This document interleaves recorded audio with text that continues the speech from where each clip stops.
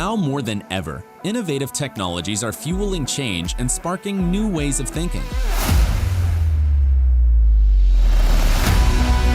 Collaboration between corporations and startups is key to staying at the forefront of these trends. However, finding the right startups can be expensive, time-consuming, and ineffective. But Plug and Play is here to help. As a corporate partner, you will gain access to a whole ecosystem of innovation. Discover startups that meet your tech interests. Stay updated on the latest trends and network with industry peers. We will help you during every stage of your innovation journey, no matter where you are and where you want to go. Get in touch today.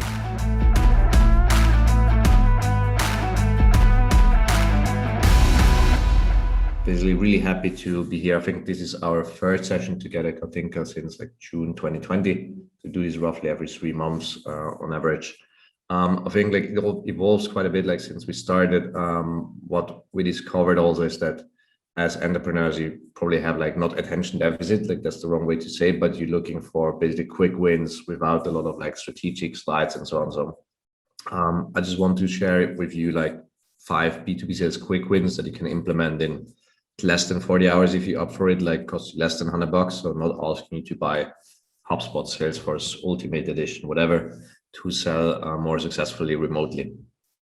And how we'd like to run this, like why you're here, pretty much what we did here, and then some sales basics before we dive right into these 5 initiatives, but that we also have like half of the time for your Q&A, which is always the most interesting part, I think. You're all pretty smart people, but I understand like you all 20 of you have like different maturity markets, business models.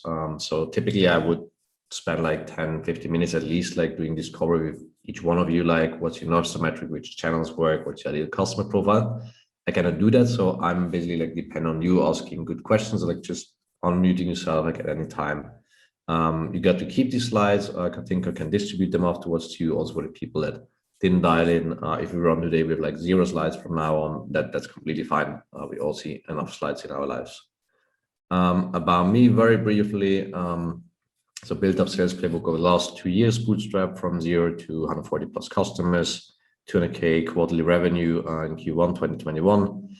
Before that, build up sales for an AI startup, which was actually a bit of trigger to build SalesPlaybook because got tasked by the CEO and board, like find a sales coach, affordable that works with entrepreneurs. And I only found like really old school sales coaches, a lot of digital marketing stuff. And in the end, we paid somebody 5K to do a bit of cold call training and like messaging, but that was it. And it was like 5K 2 days, and let's see. Before that, I actually started working in dialogue marketing, the kind of door-to-door sales, like way back in times, 2009. Then spent like 6 months at Tesla when it was still selling Roadsters. Stock price was around $5, not 700 around this like right now. And then Accenture, like doing Salesforce projects, large scale things, enterprise sales a bit, like projects like 100K to 1 million. Do you have any questions so far? Because this is always the weirdest part of webinars. Typically, as a salesperson, I would ask more questions than I would talk. That doesn't seem to be the case. What is this for? I mean, this material should really help you to lower your sales costs by just being more digital, more industrialized in your sales approach, where it makes sense, not automate everything, but to be faster in kind of like leveraging these tools and validating, do things work, do things not work in a data-driven way, not think like, I think banks are more interesting than insurance. I think LinkedIn works better than email. I mean, run experiments, get data, and then take a decision. And this is also really the initiatives we'll talk about that you can implement this really quickly, and it doesn't take you like weeks and setup and projects. What does this result in? Like typically is maybe a bit too much, but like, I mean, some clients really achieve like closing 250K ARR deals, adding like a double-digit amount of ARR to their already existing revenue. Work with some people in our network, and they doubled MRR as an early stage startup, moved from 5 to 10K deals to 150K 3-year deal within 3 months. They regularly achieve also kind of like 1 out of 3 reply, 1 out of 10 books a call on outbound sales campaigns. So before we dive into the actual initiatives, I just love to basically spend 5 minutes on both like typical sales house rules. These remain like since quite stable, quite proven, and then also looking at this kind of digital sales process just to get the basics so you can think about like where do these initiatives fit in. A few thoughts, and this is literally build your own of these rules. I mean, this is just like 9 things that work for us, work for our customers. I think what's we encounter a lot with, especially tech startups, is that they typically start their sales pitch with like, we have our product does, we're a team of our advisors, our funding, we won awards, we have SaaS, blockchain, big data, AI, SaaS, whatever. Your investors care, people giving you awards care, grants care, your customer doesn't. Your customer basically asks like, what's in for me? Can you listen to me for a second and understand my problem, and then tell me if you can fix it, yes or no? And this requires you to put the customer first, go into their world and basically like ask smart questions, and not try to convince the customer with like any kind of material to come to your world, but actually that you are going to their world and try to understand their business as a whole, not just the part which you're selling, but what are the, when do people get promoted, what are like the top KPIs they promise to their investors, their shareholders. And if you do that right, you can ask targeted questions and make it really easy to understand, basically, like, and to evaluate and buy from you once you understand enough.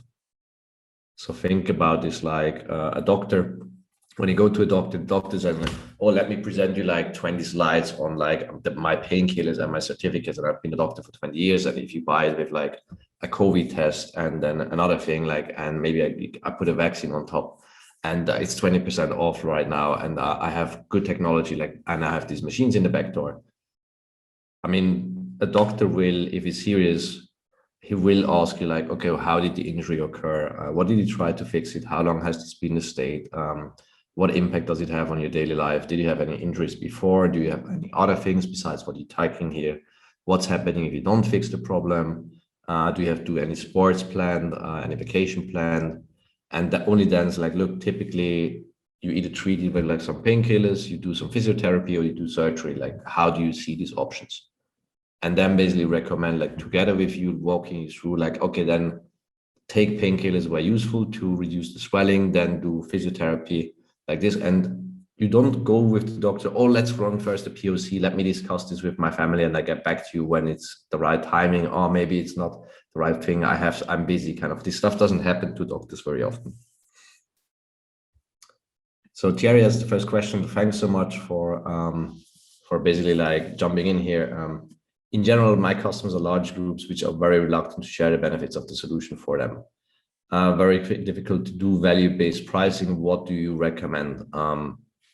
The point is, basically, buyers are conditioned by bad salespeople to behave that way.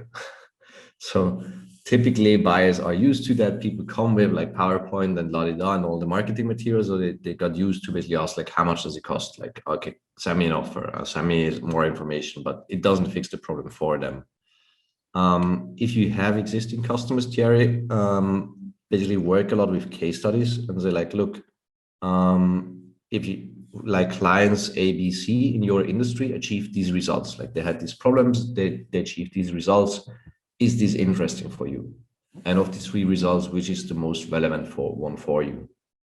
And then let them work through the case of actually saying like, okay, so how much do you, okay, so our customers reduce operational costs by 10%.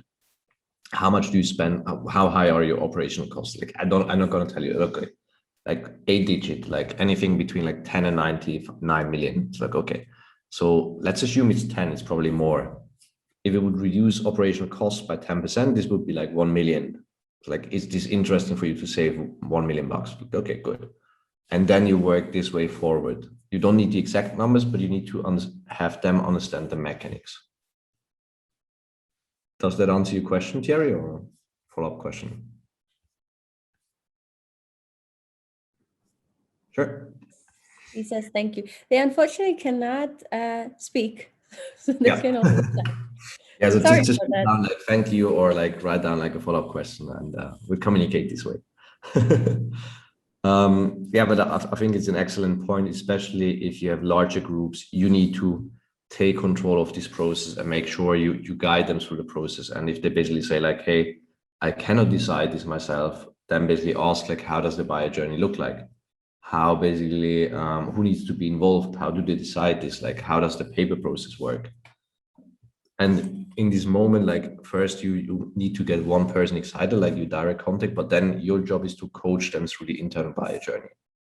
If they need to talk to their boss and then procurement and finance and IT and the board and get something into SAP and then get like a business case, like help them. I mean, build templates for this stuff. You already did it for your past clients, right?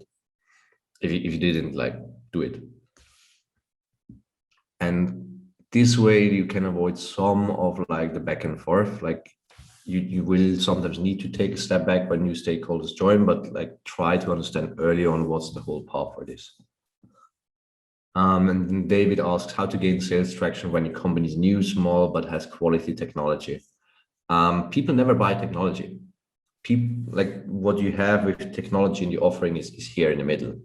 What people buy from you is a sales argument in terms of a transformation from a problem they have to a fixed thing. Like if I'm hungry, I don't buy pizza. I buy basically, I'm hungry here and I want to be basically not only fed, like not be so like not hungry anymore, but I want to have like delight and I want to have a nice experience. And then depending if I'm just hungry, I will eat anything, a protein shake, or I eat the pizza, or I have a pizza with a bottle of wine in a nice restaurant in Italian music. And you need to understand what basically like transformation people are looking for and then map the transformation. It doesn't matter so much if your company is new or small, but even if you don't have case studies like testimonials, still build the use case. Still write down like what a persona you're selling to basically experiences working with your solution. Like people in your role will experience this, like result 1, result 2, result 3. People like we typically work with people who are experiencing these challenges. So David, I hope this answers the question. Otherwise, like right, no, can you please go deeper on X? All cool. And then on Vivian also, we are wondering how persistent or how many times should you follow up with prospective clients? The general answer is more. We sometimes see people, they send out like an email, like one, and then they stop. Just like as an insight, reply rate typically doubles if you just have like one follow-up email. Like if you send an email to 50 people, you get 5 feedbacks, and you send an email three days later, just asking like, hey, apologies for the video message. Just wanted to check in with you if you got my previous email. Sometimes I forget as well. Would be great to get your feedback. You get another 5 replies. In the Western Europe, I would not do it as aggressively as in the US, but I would do at least like 3 contact points. And I would also, if basically you send 2-3 emails and you don't get a reply, for example, or 2-3 LinkedIn message, switch channels, like compound. Like do 2 emails, and then if you get like, hey, I'm not interested right now, just call them up if you got the phone number, or connect on LinkedIn, or send them a letter physically, or basically like reach out via a mutual contact or join a conference they're going. In general, people are not really following up like too much in DACH, quite frankly. I mean, respect GDPR and everything, like basically ask people like, hey, if you're not interested, just tell me, like I will leave you peace. A thing that works pretty nicely is also in your 3rd or 4th email, just say like, hey, didn't get any feedback so far, so it doesn't seem to be a priority for you. It's completely fine. I will just get back in 2 to 3 months with you. And if either people reply and they're like, no, it's actually now relevant, go like, yes, please do so, or they don't reply and you basically didn't close the door, but you promised to them that you get back in like what would now be July, August. And then if you actually do so, it's like, I promised you 2 months ago, I get back to you in 2 months, here I am. People, I've never seen somebody that got angry at that.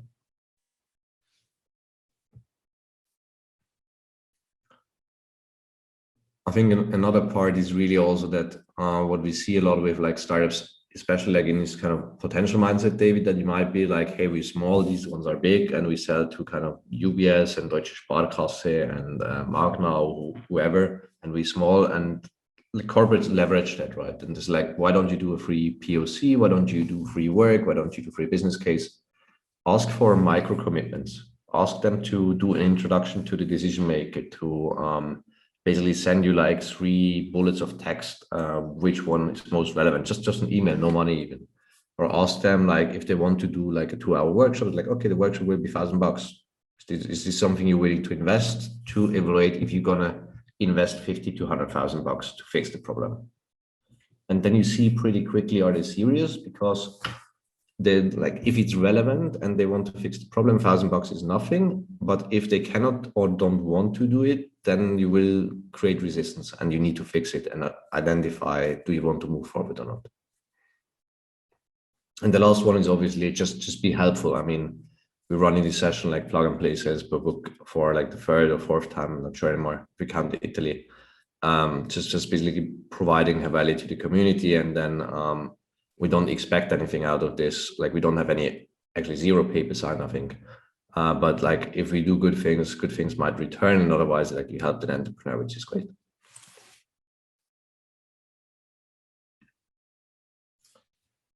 Remote sales process. I mean, this is actually just a sales process in the end. Like people always think like, oh, what's different about digital? What's different like email, LinkedIn, calls, whatever. I mean, it doesn't matter so much. In the end, it's about helping people to take an informed decision in sales and helping them to basically get to know you, trust you, evaluate you, and then take a decision like, do they want to buy from you or not?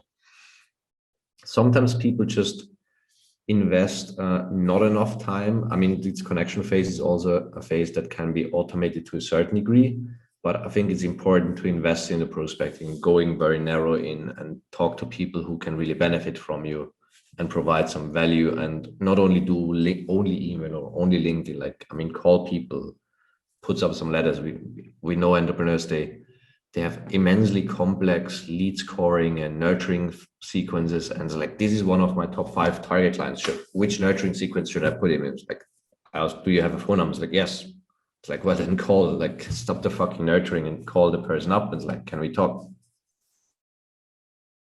And then once you do this, don't just let the client invite you. And then the meeting will be something like, let's say, plug and play client name and no agenda, no nothing. Like, provide the agenda. Typically goes like, status, where are you today? Where do you want to go? Why didn't you fix it? Let's evaluate together what we can do, and then define the next steps and take a decision.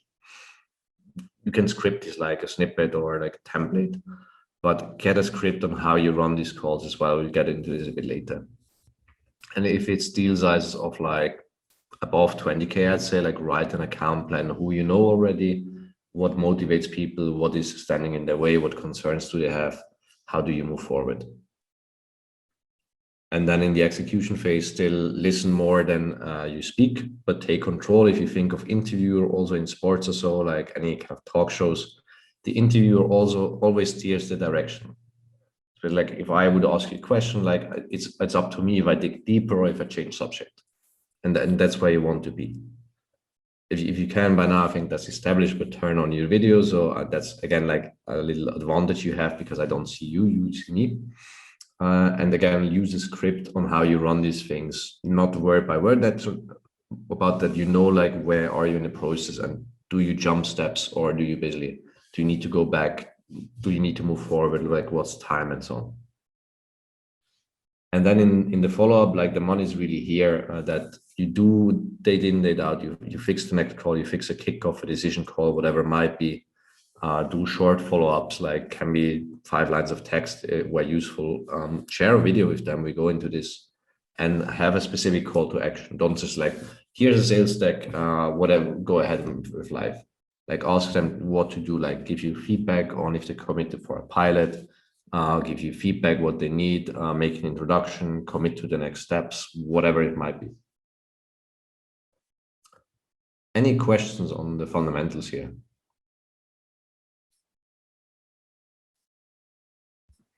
Looks like it's clear. Looks pretty clear. Cool.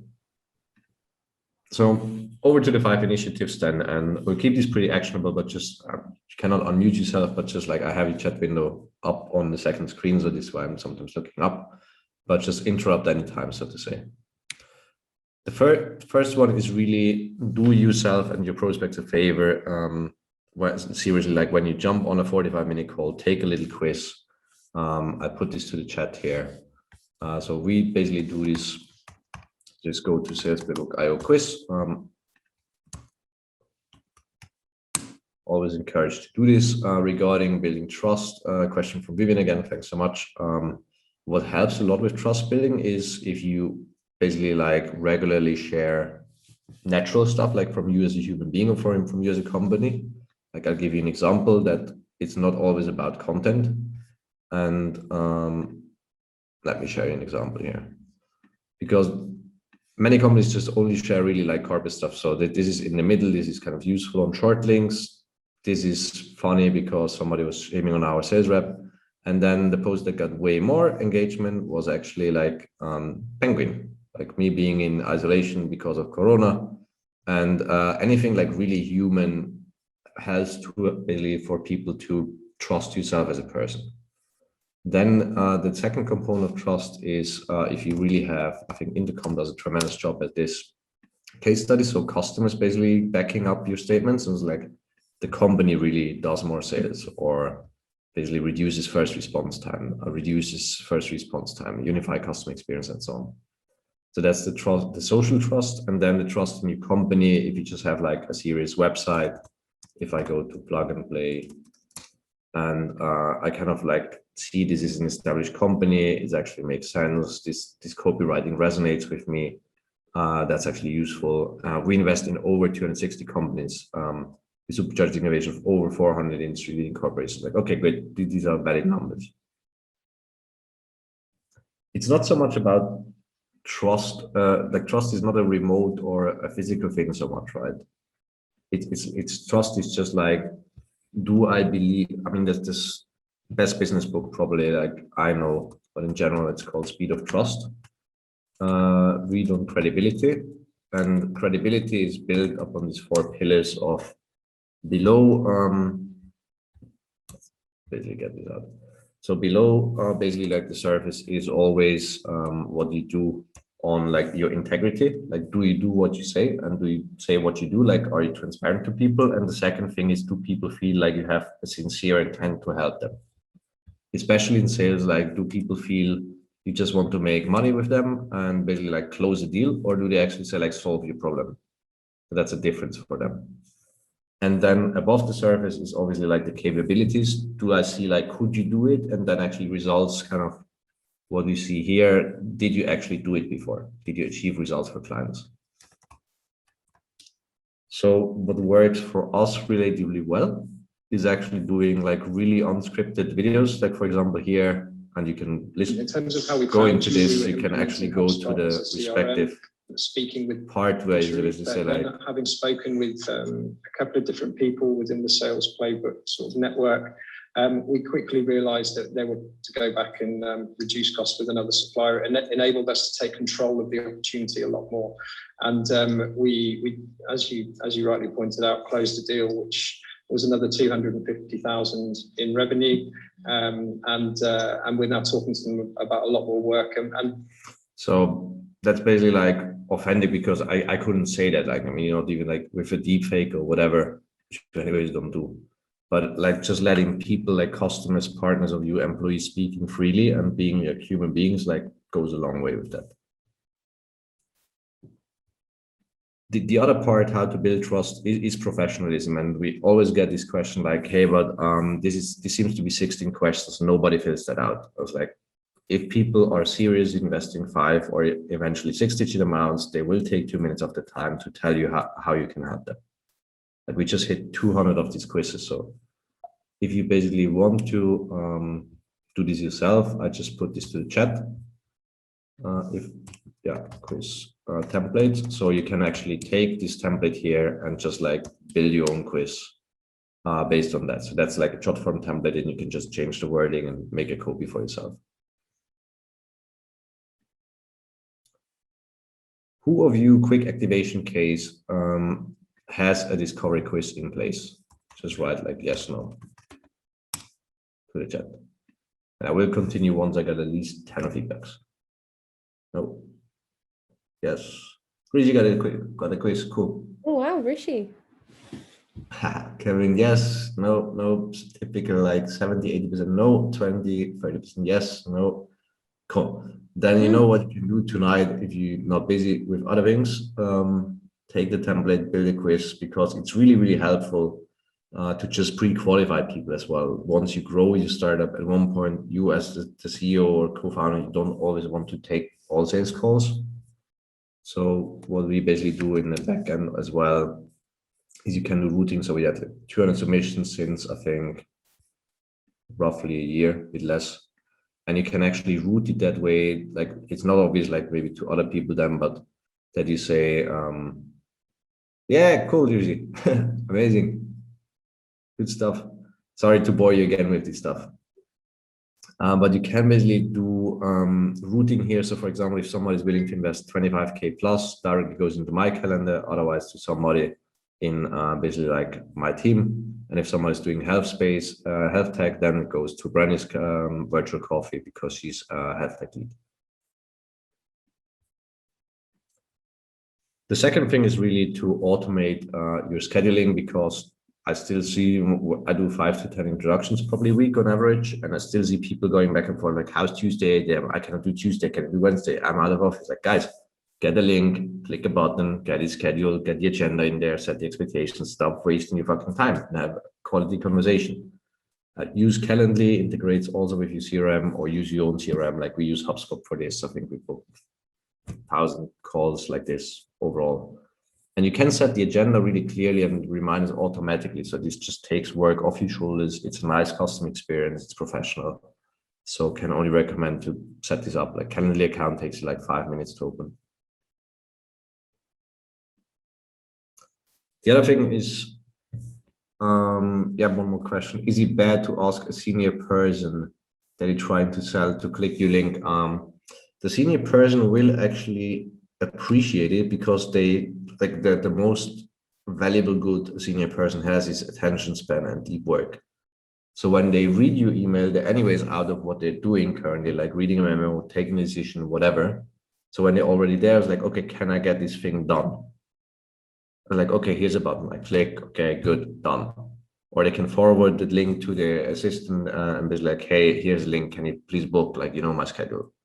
But for them, it's literally like click a button, select a slot, press confirm, or it's forward, please click the link and schedule for me. If you don't do this, like then the person can like, oh shit. Then basically like, I need to ask my assistant to basically write you an email. If you're free on Tuesday, then you write no. And then my assistant's busy, not doing valuable stuff, but arguing with you over time slots. Hope that answers the question. Yeah.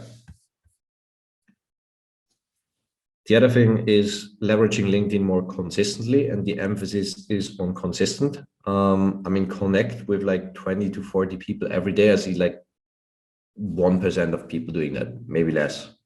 Like not doing like going crazy on automation or whatever, but just connect on with 20 to 40 people, automate it where it's useful, where you write like literally the same thing. And then post 3 to 5 times per week. So we have like an on WhatsApp group, basically our core team, 3 sales reps, me, that we post every day, like a LinkedIn link, what we do. So just making sure we stay relevant, we stay top of mind. We also think about how can we provide more value to people. So consistency is really hard, but I mean, it's just like in sports, like in music, like in anything, that's really the key.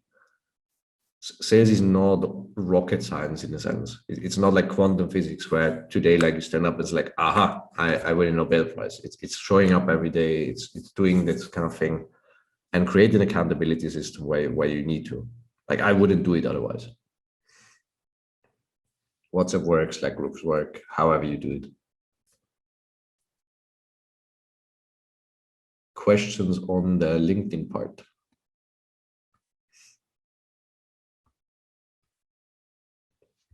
And by the way, this can happen that you take a bit of heat from reaching out to people. So this just happened to us I'm okay to show it in webinar, like in non-Switzerland, because he's Swiss focused, I guess. But he literally like was getting really nervous because Colin reached out to some people and was like, hey, I just noticed you basically engage with content of this guy here, and just thought I reach out, like pretty friendly. And then it went like crazy, five exclamation marks, basically like 3 question marks, la da da da. But I mean, it generated a ton of reach for Colin basically. And we could answer with like a kind email here, or kind of post from our side and actually say like, hey, look, this is not our position, like we're really friendly, collaboration before competition, guys, also generates a fair amount of reach.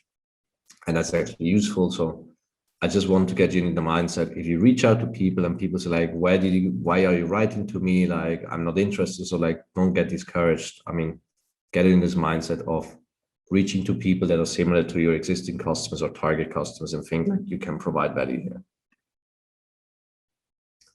So Christopher asks how to reach the right people on LinkedIn. What I would do is go really, really deep on your ideal customer profile. And I see nobody in the world like going deep enough on this.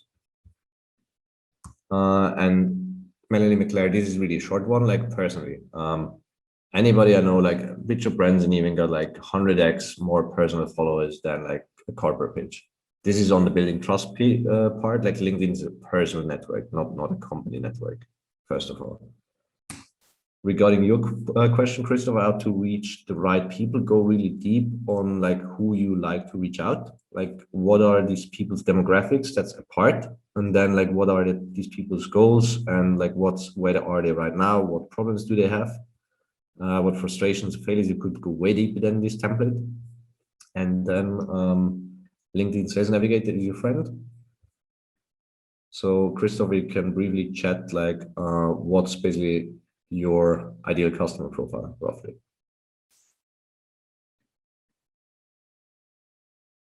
Otherwise, let's say like somebody selling to, in Austria, Switzerland, Germany, selling to HR, and you basically have large companies, CXOs, owner, partners on seniority, human resources, and you're looking for these typical titles, vice president, human resources, chief human resource officer, and so on. So aim for a list of 100 to 1,000 people that are very similar in their demographic profile. And then you basically can reach out directly here via connection request, or you can automate this a bit via like other tools, either like switch to email, like source basically data from LinkedIn to email, reach out, or then also reach out via LinkedIn directly.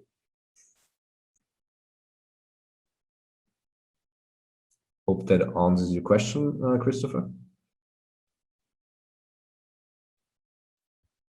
Cool.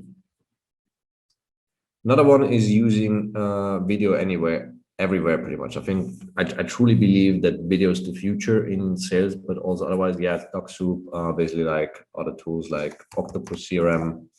There's tons of these tools. DocSoup works, Octopus works. Octopus is a bit easier to use, I find personally. But use videos because people get too many emails. And one thing I'd like to show you live, I hope this works actually. Like, Katinka, are you okay if I take your profile? Go for it. So basically, I could either, I mean, you know all the stuff like from the desktop app, I guess, and like we never chatted on LinkedIn, funny. But open your mobile app. You can do this right now, pretty much. Go to one profile, one person where you haven't spoken for a while, or like a client. You need to be basically first great connection, and then once you open this, just click plus on the left side, click video, and then basically you can do videos. So I can think of just a brief demo on how to do videos out of the LinkedIn mobile app natively, zero friction. You can also switch screen here. So could basically say like, we do a plug and play session here on using video and switching back. That's it, shipping. And the funny thing is per day, Johan.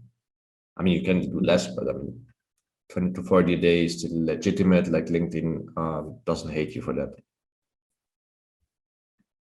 So once this is basically shipping, internet a bit slower today, it pops up directly here, and just another quick activation. How many emails do you receive per day and how many video messages do you receive per day? For me, that is around 50 to 100 emails and basically like 2 video messages. My team internally. How is it for you if you want to briefly put this down?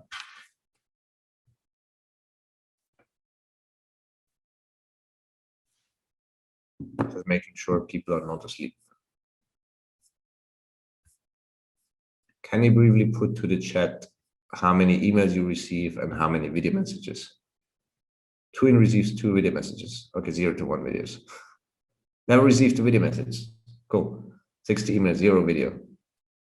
These video messages, I can tell you, it's a revolution. I'm always super happy to get them from you, Manuel. Yeah, it's like sometimes they might not even be useful, right? But it's just fun basically because you got 0 friction on this. You tested this for DACH B2B MDs as a managing directors. I tested this for everybody pretty much. I mean, I tested this for Jeremias Meyer, for example. Jeremias was founded an agency, sold it to PwC, founded Bexio, exited for nobody knows 80 to 120 million, like one of the largest Swiss SaaS exits. Basically took connectors like, hey, loved your sales insights on the Swisspreneur podcast, and did a video message. It's like, cool, let's talk. And I actually did an intro then for a good friend on sales here. I actually was at the dentist here, so it was a bit funny. But I wanted to get it done before like Friday night, and both of them could have a laugh on me, right? But I mean, it reduces like status distance as well from one of the most successful founders to account executive level, and they can both laugh at me, which is completely fine. So this is on like building authentic rapport at least. Regarding tools, you can use, we use Loom. I think I did like 2,000 videos probably over the last 18 months, a bit less. Other tools, if you like, are like video art. I mean, there's tons of these kind of tools. I can highly recommend you Loom because it's just so easy to use. Yeah.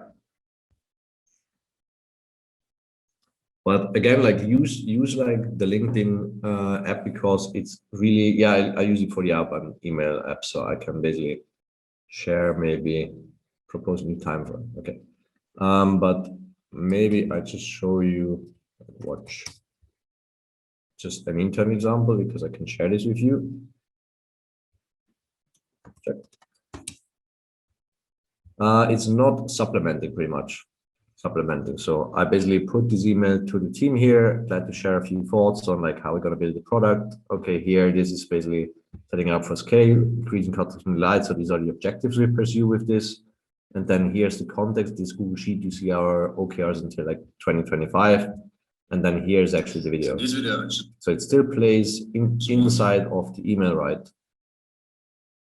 And you can watch the video and then you actually see like, okay, you can even in the Loom video, you can even have a call to action.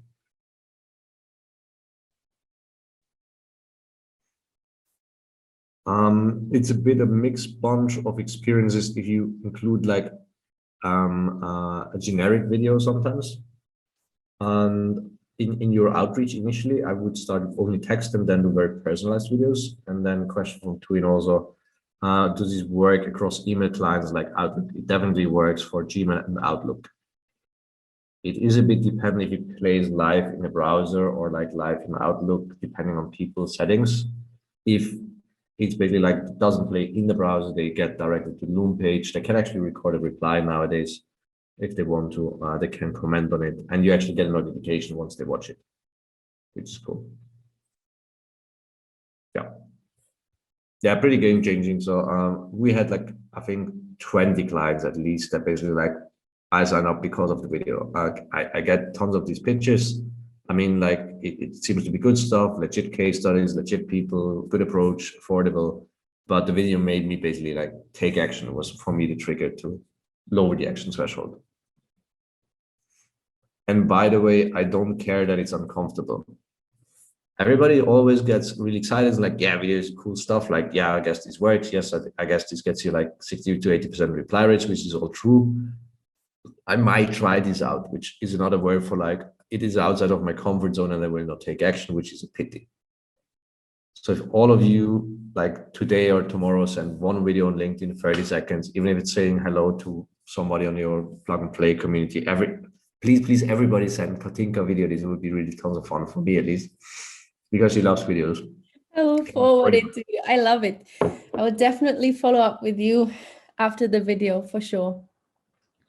See, so really cool stuff. Everybody's like, Katinka will get, the objective of this session is now just become that Katinka has 25 videos in her inbox tonight. Katinka, let me know tomorrow how many you got. I will send you a video message telling you. Yeah. And then the last thing is really just on this part, get a word by word sales script. Get this done. Like, I mean, the point really is, especially everybody sometimes has a good day and you sell well, but sometimes you're hangover or hopefully not drunk or tired or distracted or short on preparation time or whatever. But if you don't do this, if this is not really in your head, for me, this is kind of natural after like, I don't know, closing 200 deals or just a sales playbook. But if you don't do this, like your client will always derail you, not because he or she is a bad person, but they will say like, I got about this Excel file, like row 17, like how much does it cost? Like, oh, can you send me a demo? By the way, like, do you believe in cloud? Like they will jump in anywhere in these 8 steps and jump randomly around and the hour is over before you get anything done. So basically be transparent with people in the beginning of the call. So like, hey, thanks so much for taking the time to basically discuss how we can help you achieve target results X, Y, Z. Basically, like, I'd love to ask you a few questions to understand better if we can help you. If you're willing to be helped, then happy to talk a bit if we share the same view of the world, like status quo thesis. I'm happy to walk you through how people typically succeed with us. Then we can talk about any open points from your side, how we move from here, and then we can take a decision. Sounds good? Like, take these 30 seconds to basically go with people through this kind of thing. I mean, we have like literally written a 5-page word by word script on this stuff. Should probably be longer. It's like that somebody basically can start at SalesPlaybook, like day one, get the script on another screen, like basically ask smart questions, like listen, basically go through this stuff, decide like, okay, like, and it becomes this very paced, repeatable thing. And that's pretty much it from my side. So please do not scan this QR code right now. Bit of old school 80s kind of psychology. But I mean, if you do want to follow up after this conversation, just scan the QR code, book a call with somebody of our team. And yeah, also my mobile phone number, my email's here. So if you got any questions, looking forward. Make use of the one-on-one introduction. I can highly recommend you to get in touch with Manuel a little bit more into detail. I know Rishi has already been talking to you. Maybe some one of you will be more interested in really having a look at your specific pain points and structures and processes that might be adaptable and changeable. Do you have any more questions? Anything that Manuel didn't mention you'd like to talk about?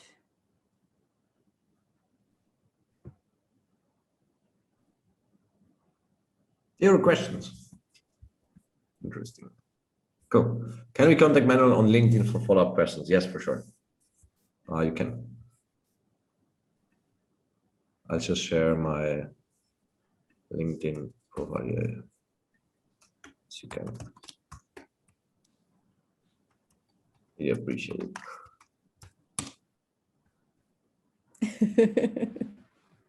I think this works reasonably well here. So I remember when I got your first email video, I was so surprised. I haven't seen it before, which is I definitely a game changer when I look at all our corporate partners who see startups one after the other, and at the end of the day, you don't even remember what the first one was talking about. need to stay in mind. And this is definitely a way to be remembered. Vivian has another question. How do you train a sales team with subject matter expertise? That's the easy part. Subject matter expertise is like when you're hiring. Sorry to take like 60 seconds here, but when you do hire like subject matter expertise, you can train with FAQ documents, with like unlike sales decks, with basically like how people use it. But when you do hire, so this is our, not in a salesy way, but our own kind of like sales platform. Like in sales hiring, typically like if there's three domains: functional expertise, domain expertise, which is kind of like subject matter expertise, and then technical. Like only 11% of failures are due to these three fields. All the other like 89 are due to kind of attitude, coachability, hunger, basically, yeah, all these sort of things: emotional intelligence, motivation, temperament. And how you train them, I would write like an FAQ. Like before I went on a 1 week vacation, I just basically spent probably 4 hours writing down like this FAQ document. It's like, who is this for? Like, do you also, how does this work? How does this work? So that literally like the 30 common questions, and then build from there. Like if people have more questions and you see they don't get a certain part of your subject matter expertise, like basically build it in there.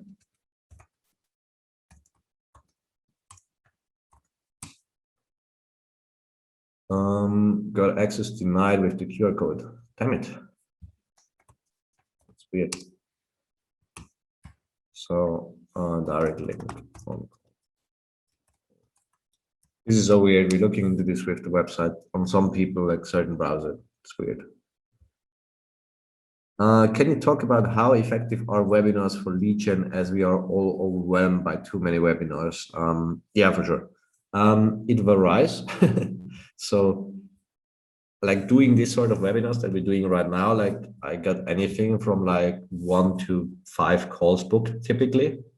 It is still like the more value to provide. I mean, that's my personal belief, like the more it will stick in people's mind. And it's not that people always directly say like, right now I need this, but maybe sometimes like even 6 months later, like a friend asks a friend and basically says like, okay, do you know anybody with basically this expertise in this specific domain? And people remember if you spend the time with people to provide value.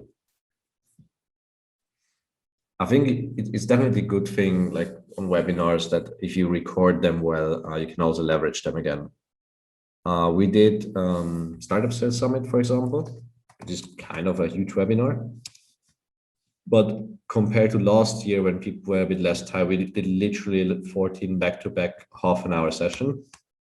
And then people could just dial in for what's most interesting for them. Some people go into hiring, some people go into kind of LinkedIn, some people go into outbound sales, some people go into selling before launching. And then we had like 230 signups, 80 to 100 active people, and basically like 100 plus people got these 14 high value presentations actually. Can actually do that as well. One quick question, Manuel, from my side. We had a very interesting mentoring session today with Corp Life, a Austrian startup. Cool. That is, maybe you know them already. Yeah. Yeah. See, so you know Corp Life. So we had a mentoring session with them, and they produce a product. They have a technology. They claim to be the leaders on the market. Everything that you need to sell.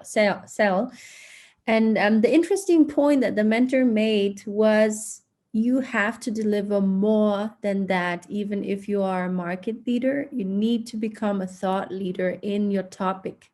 So during the sales talk about what you offer, you solve the problem, you are interested in the customer. But I feel like, and this is also what we do at Plug and Play, we try to push our startups and our founders not to be only a founder of technology, but to be a thought leader, speaking at panels about topics, like really having an overview about the topic on the surface of your core technology. What are your thoughts about that? Yeah, absolutely. I think that there's a reason why, for example, large pharma companies and anywhere leading companies still have like a sales force of 30% of the people are in sales, not because they have a bad product or they're not a world leader or Gartner Magic Quadrant leader. But I mean, SAP still has a huge sales force. Accenture still has a huge sales force. UBS still has a huge sales force. Roche the same, because you need to get on top of people's mind. Like, I mean, people are so overwhelmed that they need, like, the pain threshold is typically not high enough to take action on themselves, and the action threshold is too high to basically take the leap and figure this out. And the role of a salesperson becomes more and more helping to enable the buyer journey, less than pushing information to people. So this kind of trust guided component like is really getting more and more important. Cool. Very cool. Nada, I will share with you the slides and the recording, so you will be able to share it with your team, of course. Of course. Yeah. And yes, we've been talking to Corp Live in April, basically had Kiko scheduled. And for example, they said like, hey, really cool stuff that you're doing, but right now we have like, I got 99 problems, but this is not in my top 3. So we need to fix top 3 first. Mm-hmm. So even if people are convinced and we went through them, we're like through everything and they're like, yeah, like Wolfgang and Mario, like cool stuff, love what you're doing. Not now, like let's get back in Q3. Happens.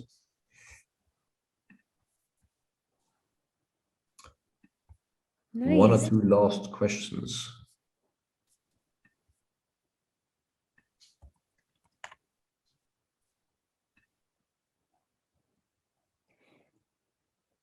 Any more questions, guys?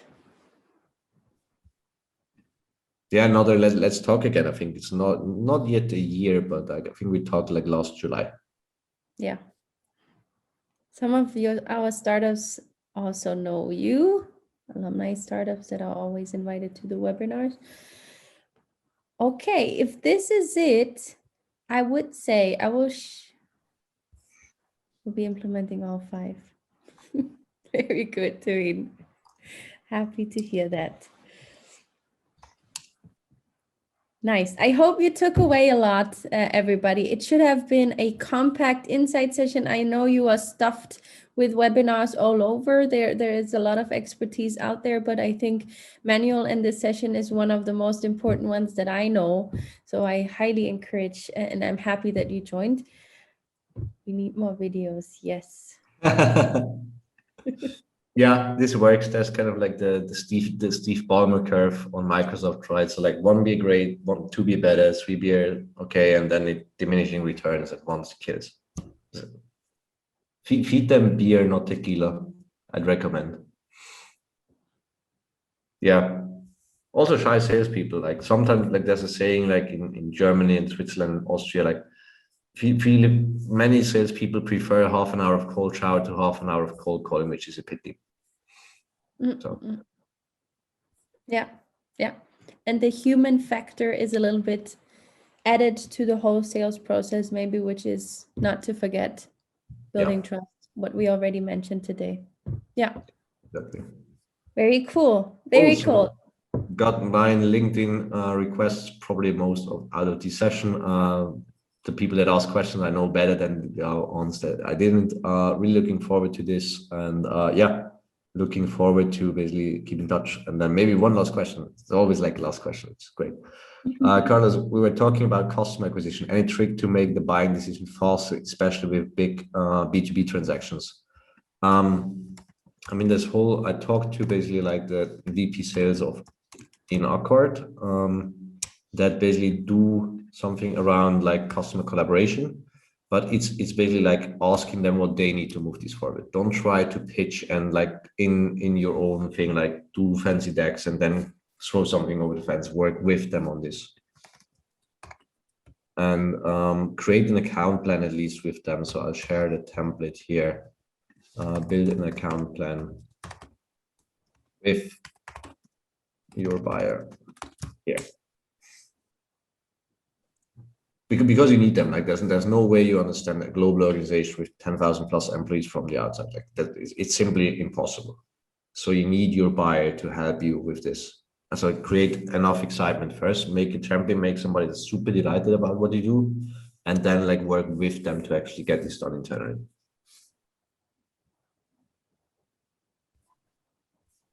Awesome. Cool. Perfect. In this case, from the bottom of my heart, Manuel, thank you so much for taking the time. I know you're super busy all around the clock, but really taking the time for us, Plug and Play, and our batch startups is really something that is of highly appreciated.